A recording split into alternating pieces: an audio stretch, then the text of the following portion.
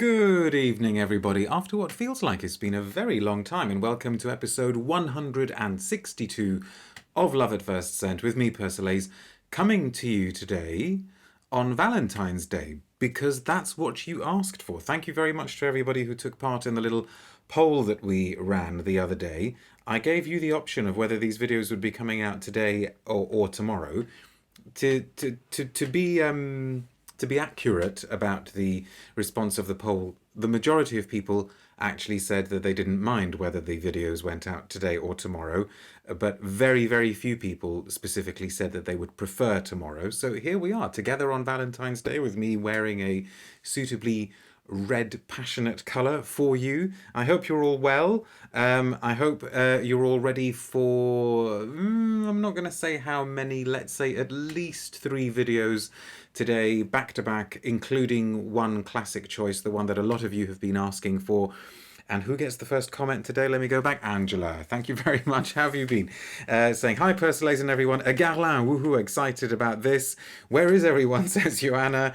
And Sylvia says hello as well. Woozy says hi all. And A2Z1, greetings from San Francisco. Happy Valentine's Day to those of you who think it's more than a marketing ploy to buy more. I think everything can be made into more than just a marketing ploy. We kind of did Valentine's Day here yesterday, which is why I am allowed to be with you. Otherwise, I would have been performing husband duties, and that just sounds really wrong. And of course, I can't take that back now because this is live. So let's just move on. That's a fiery red for Valentine's Day, says Gavin. Yes, that was the idea. Frags Chaitan says hi from cold Chicago, 0 degrees. Oh, 0 degrees Fahrenheit. Sorry, right. And hello from Berlin, says AJ. Okay, is that a special bottle of L'Heure De Nuit? That's the subject of this first video. I don't think it's a special bottle. I think that is the bottle of L'Heure De Nuit, isn't it? So this isn't a new release. This is this is what we're going to be smelling in this particular episode. Performing husband duties, how Bridgerton. Now, you see, I don't really watch a huge amount of TV, but I know that Bridgerton is some kind of slightly raunchy Netflix costume drama. We need to move on from that now. That did not come out how it was intended. Why am I doing this? Because I only recently smelt this. Now, this is a Guerlain release. It's now part of the Parisienne collection. As you can see there, it's called L'Heure De Nuit. But this has actually been around for something like 9 years, around 9 years. So it's coming up to its decade anniversary. But I only just recently smelt it for the first time. And I was just so taken with it that I thought I need to share it with you on a video. So we're not calling it a classic scent video. That one's coming up a little bit later because I guess it's not been around long enough to be a classic, and it hasn't had the wide-ranging impact that you would expect from a classic. But because it has been around a good few years, I'm sure a lot of you have smelt it and are aware of it. So please let me know what you think of it. I will dip a blotter. Now, in case you're not aware, this was released in 2012, and it marked, the idea was for it to mark the 100th anniversary of L'Heure Bleue from Guerlain, the classic Guerlain scent. In fact, many of you may be aware that Guerlain's aesthetics, Guerlain's spirit, a lot of people divide either along L'Heure Bleue lines or Shalimar lines. And I remember years ago now, gosh, that's a while ago now as well, because I think it was about 7 years ago that I interviewed Sylvain Delacourte about her work at Guerlain. And she said as well that if you're a Guerlain fan, you either wear Shalimar or you wear L'Heure Bleue. I don't really think you need to particularly make that distinction, but that is the distinction that's been made over the years. And the point I'm making is that it is a supremely iconic Guerlain scent. And in 2012, the house, I think what they actually did was they released 3 Thierry Wasser interpretations of L'Heure Bleue. They had different names. This is all online, all of this information. I forget what the names were.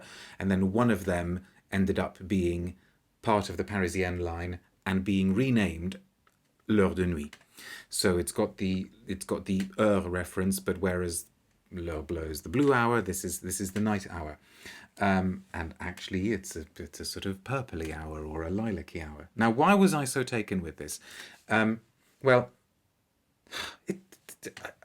it is really great that you can still have surprises in perfume. In the sense that, you know, something that's been out for almost 10 years, you've never smelt it, and you smell it one day and you think, gosh, where's this been all my life? Because on the one hand, I think as an homage to L'Heure Bleue, it's very interesting because it feels like Thierry Wasser came along and wanted to dust L'Heure Bleue off. Not that it needs dusting off. I mean, it is a beautiful scent, obviously amazing scent. And somewhere I've got a few drops of a sort of vintagey bottle, which just smells fantastic. The vanilla in the base smells completely out of this world. But I guess here a few elements have been emphasized. So the iris is more prominent. Maybe the orange blossom is made larger. There's a stronger use of musks. So the whole thing smells maybe cleaner, maybe more streamlined. Maybe that's what makes it feel more modern. And it's less powdery, and powdery immediately spells vintage and retro, doesn't it? But specifically what this made me think is that I think we don't talk enough about Thierry Wasser's way with iris. You know, he may not have had a chance to release very many iris scents, but the ones he has done have been really, really great. I mean, I was a huge fan of Iris Ganache, which I don't even know if it's available anymore. I know it was discontinued for a while, and that I saw as a kind of sequel to the heartache and the tragedy of Après l'Ondée. Last year we had the roasted iris that I'm sure I reviewed on Love at First Scent, the Iris torréfié, and this is what strikes me most interestingly in L'Heure de Nuit, is that the iris leaps out, and also a really, really beautifully handled, to my nose, cedar note. And the two of them combine with the orange blossomy floral aspects that you would have expected from this being a tribute to L'Heure Bleue, and they create something that doesn't exactly feel melancholy, although it is tinged with sadness, but I think it's a feeling of it's a feeling of gentle, resigned optimism.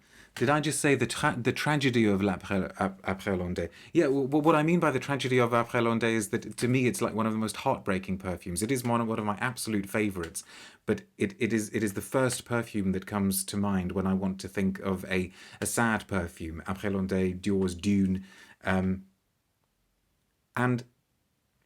this feels very, very mature. This feels like a perfume that's trying to express an idea that it has lived. It's gone through trials and tribulations and heartaches, whereas Après l'Ondée, Iris Ganache, I think, were younger in their lacrimosa in perfume form, says Gavin. Thank you. That's why I like doing these things live, because you give me the words that I can't think of.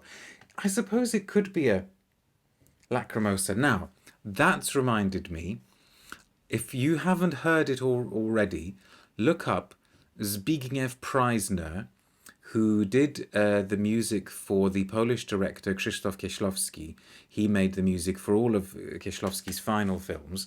And when Kieślowski passed away, which is also probably now a good 20-something years ago, Zbigniew Preisner did a requiem, composed a requiem for him.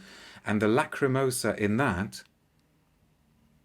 could be a good soundtrack for this perfume, except the lacrimosa there is really, really quite operatically dramatic. It's actually been used in other films. I'm pretty sure it was used in a Terrence Malick film as well. So you've probably heard it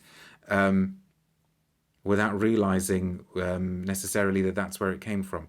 And what's also fascinating about this is that the iris has a medicinal quality to it, which is not in the least bit off-putting. It's really fascinating. As you can tell, I immediately just kind of thought, well, how come I haven't smelt this before? And I've been trying to smell it lots and lots and lots, and I love how it develops. And now let's do a few comments from you, because I've been rabbiting on far too much. Let's see what some of you are saying. Happy Valentine's Day to you and Mrs. Persolaise. Thank you very much. Eric says, barely smelled this one in 2019 and was pleased by it. There you go.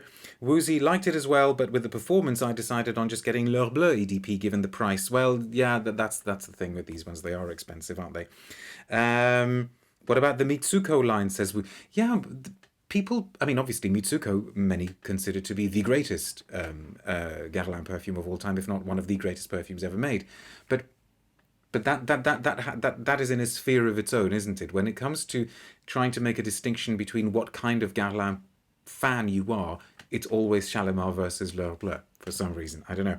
Happy Valentine's Day from Saudi Arabia, says Lol. Well, thank you very much for tuning in. Ashfaq says, hello, my liege. You're going to have to stop calling me that. You know, it's Persolaise to my friends. Angela says, this is new to me, and so very much looking forward to it. L'Heure Bleue is one of my very favourite fragrances and wore it yesterday. Love it a little more than Shalimar. There you go, you see. I believe Iris Ganache is only available in the boutiques, says Olfactive Stories. You may well be right. I mean, I've completely lost track with what's available where. I thought Iris Torrefier was Delphine Gelk, says Woozy.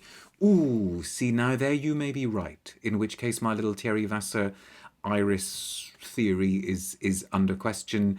But they presumably worked on it together. But yes, I think you may be right. I think that was Delphine. So thank you very much. I always feel Thierry Wasser has a very well-stocked liqueur cupboard, says Gavin. Wouldn't surprise me. Wouldn't surprise me. And I'm wearing Mademoiselle Guerlain today, says Olfactive Stories. I don't know who made that one, but I love it. Fair enough. Ashfaq says, looking at the colour, presumably due to added colour, reminds me of violet. Yes, and this is, I'm sure it's artificial. I mean, it's bound to be artificially coloured. And yeah, there is a violet note in there as well, which is which is what starts hinting at the vintage feel. And Ashfaq says, for me, it's Vol de Nuit. Yes, I mean, another. It's amazing to think that all of these just came from one house, isn't it? You know, Shalimar, Mitsuko, Vol de Nuit, L'Heure Bleue, Après Londe. It's like, wow, talk about having your cake and eat it too in terms of olfactory greatness. And yes, I think we've established that Iris Torrefier is Delphine Gelk. So apologies, Madame or Mademoiselle Gelk, if you happen to watch this. Absolutely, the iris is yours. But this one is credited to Thierry Wasser. And I was really, really impressed. So check out Zbigniew Preisner's Lacrimosa for his Requiem for a Friend is how that particular a piece of music came out. We're going to take a 2-minute break and come back actually with another Guerlain, a more recent one. But if you've watched this live or you've watched the recording, thank you very much. And please consider subscribing to my channel if you have not already done so, and clicking on the little bell so that you get notifications of new videos. I am now going to have one more sniff of this, but I will not cry, even though it is so optimistically melancholy. I think that's what we'll go with. Melancholy optimism. Figure that one out. I will see you soon with another Guerlain. Take care. Bye.